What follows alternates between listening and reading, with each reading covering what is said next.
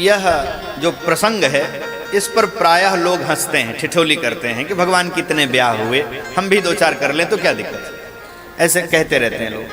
पर इस प्रसंग की गहराई नहीं समझते हैं। श्रीमद् भागवत इतना सरल ग्रंथ नहीं है। जो शास्त्र होता है ना, शास्त्र की भाषा बड़ी गूढ़ होती है, शास्त्र की भाषा बड़ी विचित्र होती है। शब्दार्थ कुछ और होते हैं, लक्ष्यार्थ कुछ और होते हैं। उदाहरण के तौर पर एक श्लोक सुनाऊं जिसका शब्दार्थ और लक्ष्यार्थ कितना भिन्न है, आप रोमांचित होंगे सुनकर के। एक चर्चा आई कि बुद्धिमान व्यक्ति को अपना समय कहाँ खर्च करना चाहिए, सज्जनों को समय व्यय कहाँ करें, कहाँ अपना समय लगाएं। तो एक बड़े विद्वान व्यक्ति खड़े हुए, उन्होंने कहा मेरे हिसाब से प्रातः काल द्यूत की चर्चा करनी चाहिए, प्रातः काल जुए की चर्चा करनी चाहिए, मध्याह्न काल में स्त्री की चर्चा करनी चाहिए और रात्रि में चोर की चर्चा करनी चाहिए, चोरी पर चर्चा करनी चाहिए, चोर विषयक चर्चा करनी चाहिए। इसी में विद्वानों का समय, सज्जनों का समय, भक्तों का समय जाना चाहिए, यही खर्च करना चाहिए। प्रातर्द्यूत प्रसंगेन मध्याह्ने स्त्री प्रसंगतः रात्रौ चौर प्रसंगेन कालो गच्छति धीमताम्। बुद्धिमान व्यक्ति यही अपना समय खर्च करें। अब ये कोई अच्छा सब्जेक्ट है चर्चा के लिए, सुबह सुबह उठे, घर पर बैठ गए और जुए पे चर्चा शुरू कर दिए, मध्याह्न में सब बैठ करके किसी स्त्री पर चर्चा शुरू कर दिए, और जब रात्रि हुई, गोधूली बेला जैसे खत्म हुई, घर भर बैठे और चोरी पर चर्चा शुरू कर दिए। ये कोई अच्छा विषय है? शब्दार्थ तो यही है। स्वामी प्रसाद मौर्य को अगर ये श्लोक मिल जाए तब तो महाराज वो क्या ही कर देगा, लेकिन उसको भी संस्कृत आती नहीं है, विडंबना ये है। अब उसको एक कहीं दोहा चौपाई मिल गई है, ढोल गंवार शूद्र पशनारी, लेके रगड़ता रहता है, जब देखो यही बोलता रहता है। इतने चौपाइयों से मैंने बाल कांड छोड़ दिया, अयोध्या छोड़ दिया, किष्किंधा छोड़ दिया और अरण्य छोड़ दिया, सुंदर कांड की एक चौपाई जो उसको मिली इतने बीच में। यानी जिसको लड़ना है, जिसको वैमनस्य फैलाना है, जिसका उद्देश्य ही है वो आपके हजार अच्छाइयों को छोड़ करके कहीं से कुछ लूज हो, वैसे भी उस चौपाई में कोई गलत बात नहीं। कितनी बार हमारे विद्वानों ने, आचार्यों ने, संतों ने उसके शाब्दिक अर्थ को, उसके गूढ़ार्थ को बताया है। हजारों अर्थ पड़े हुए हैं, यूट्यूब पर सुन सकते हैं। अब ये श्लोक ये कहता है कि प्रातः जुआ, मध्याह्न में स्त्री और रात्रि में चोर की चर्चा, पर इसका लक्ष्यार्थ क्या है जानते हैं? प्रातर्द्यूत प्रसंगेन जुआ की चर्चा, यानी जुआ कहाँ हुआ? महाभारत में, यानी प्रातः काल महाभारत का स्वाध्याय करना चाहिए। महाभारत का ही अभिन्न अंश है श्रीमद् भगवद गीता, यानी प्रातः काल भगवद गीता पढ़ना चाहिए। द्यूत प्रसंग से भगवद गीता की ओर लक्ष्य कर रहे हैं, इशारा कर रहे हैं। समझ गए कि नहीं समझ गए? प्रातर्द्यूत प्रसंगेन यानी प्रातः काल गीता पढ़नी चाहिए।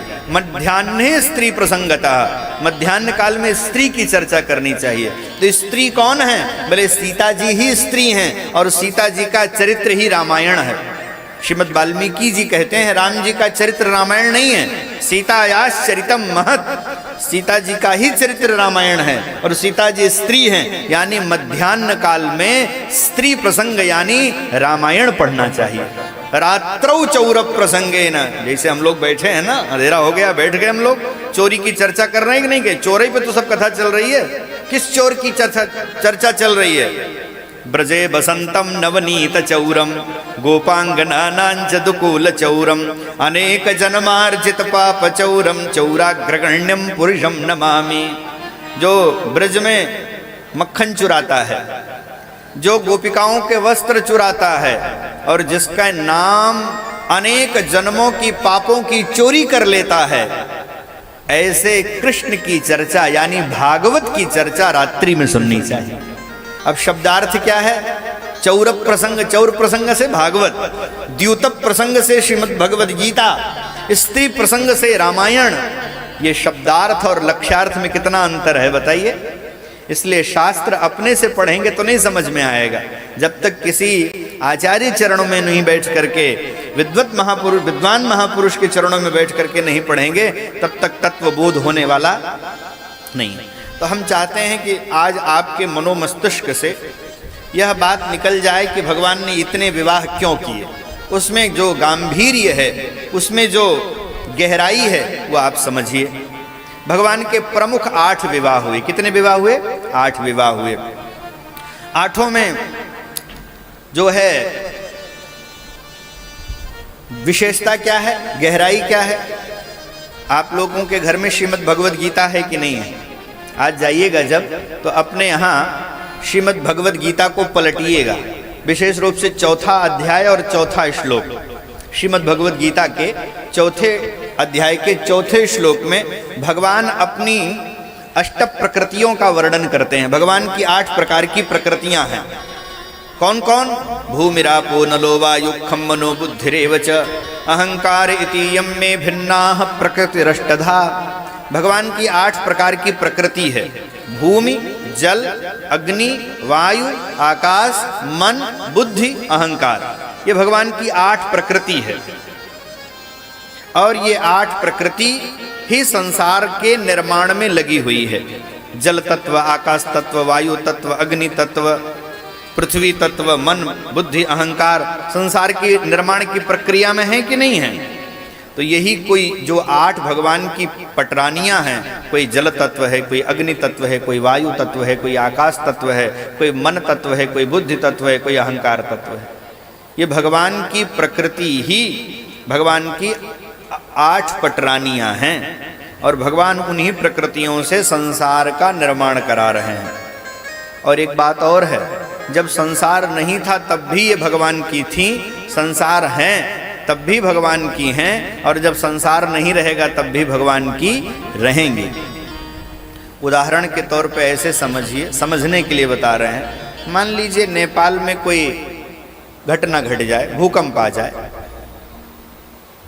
तो नेपाल के प्रधानमंत्री फोन करें भारत के प्रधानमंत्री को कि हम विपत्ति में हैं, कुछ सेना भेज दीजिए। जैसे अभी म्यांमार में भूकंप आया तो भारत ने अपनी सेना भेजी, भेजी कि नहीं भेजी? तो सेना जब म्यांमार नहीं गई थी तो सेना किसकी थी? भारत की। और जब म्यांमार में भूकंप पीड़ितों की सहायता कर रही है तो भी सेना किसकी है? यहां तो इंडियन फोर्स लिखा है कि नहीं लिखा है? और जब सहायता पूरी हो गई और सेना भारत लौट आई, अपने छावनी में सम्मिलित हो गई, तो भी सेना किसकी है? भारत की। म्यांमार नहीं गई थी तब भी सेना भारत की, म्यांमार गई तब भी सेना भारत की, म्यांमार से लौट आई तब भी सेना। वैसे ये जो है भूमि, जल, अग्नि, वायु, आकाश, मन, बुद्धि, अहंकार, संसार नहीं था तो भी भगवान की, संसार है तब भी भगवान की, और संसार नहीं रहेगा तो भी भगवान की। ये कोई नया विवाह नहीं हुआ है, अनादिकाल से भगवान की थी, हैं और रहेंगी। लेकिन इसमें एक नई बात हुई। क्या बात हुई?